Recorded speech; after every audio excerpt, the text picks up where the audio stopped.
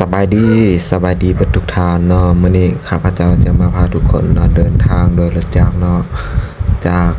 หลักซาวแขวงบริคำไซเนาะหานครปักเสแขวงจำปาสักเนาะซึ่งในนี้ก็เป็นภาพบรรยากาศภายในหมู่บ้านของข้าพเจ้าเองซึ่งเฮาออกเดินทางบ่ดนเนาะก็ฮอดตัวเมืองหลักซาวเนาะจากบ้านข้าพเจ้ามาก็บ่ไกลปานใดเนาะซึ่งในเวลานี้ก็ออกเดินทางอยู่เวลาอยู่10 โมงปลายนี่แหละเนาะซึ่งบรรยากาศก็เขตนี้ที่ถือว่าบ่ร้อนแรงปานใดเนาะและเฮาก็ได้มีแผนว่าจะไปพักอยู่ท่าแขกคืนหนึ่งเพราะว่ามื้อนี้เดินทางออกมาก็เป็นเวลาสวยแหละซึ่งมาอีกบ่ดนก็ได้เดินทางมาฮอดขัวทาลังซึ่งบรรยากาศแถวนี้ก็งามแฮงเนาะวิวดีแฮง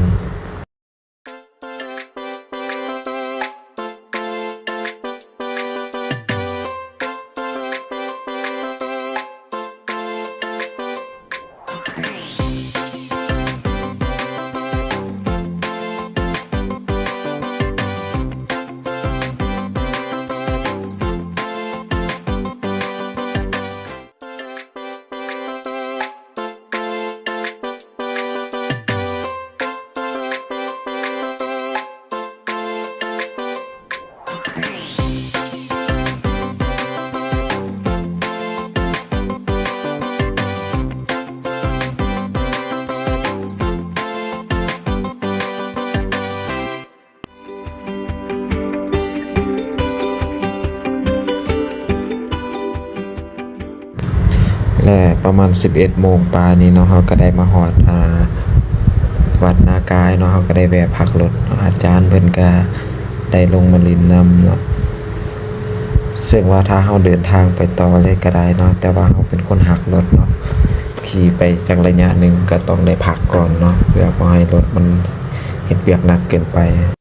หลังจากที่เฮาพักรถเนาะนั่งลินกับอาจารย์เพิ่นก็ถือว่าดนเติมเนาะประมาณ2 ชั่วโมงปลายเนาะ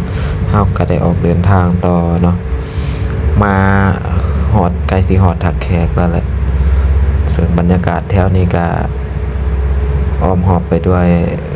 ภูผาเนาะเป็นทางเรียบอันตีนผาเลยเนาะ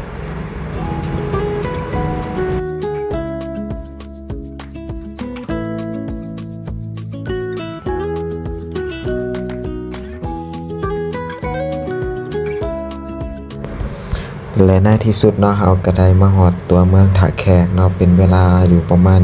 4 โมงนี่แหละเนาะซึ่งเฮาก็จะได้ไปเลาะแคมป์ของต่อเลย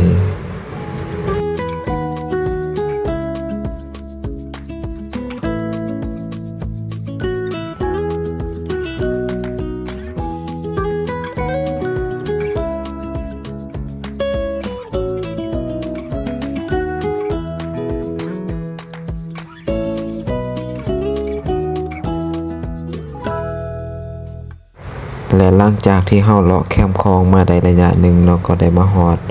หอหลักเมืองท่าแขกเนาะซึ่งจะมีรูปปั้นพญานาค2 ตัวเนาะที่เป็นปั้นไว้ข้างหอหลักเมืองเนาะซึ่งเป็นรูปปั้นพญานาคตัวบักใหญ่เลยเนาะที่กำลังลอยขึ้นมาจากน้ำคลองเนาะซึ่งอยู่ข้างกับหอหลักเมืองเลย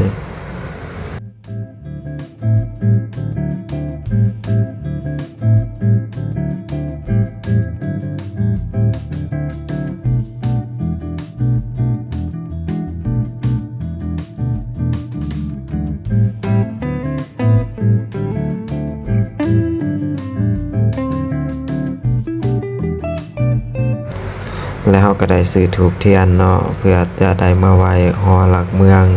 ท่าแขกซึ่งภายในก็จะมีอันแม่ชีเนาะหรือว่าผู้เฒ่าผู้แก่เนาะท ผูกแขนให้แก่แขกที่มาไหว้หอหลักเมือง